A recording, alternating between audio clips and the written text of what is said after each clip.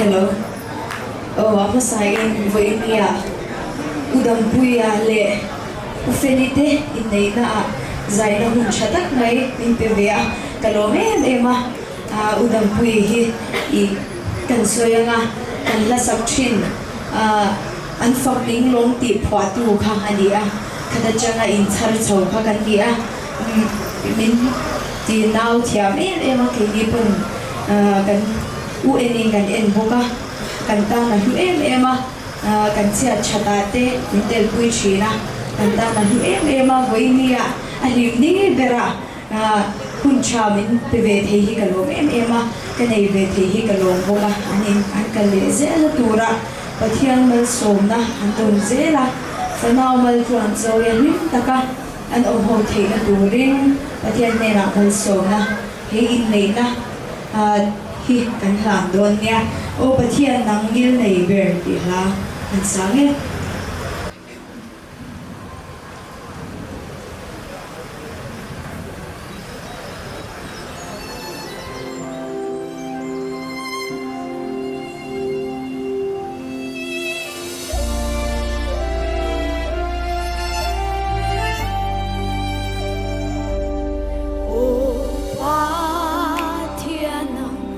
ngilnei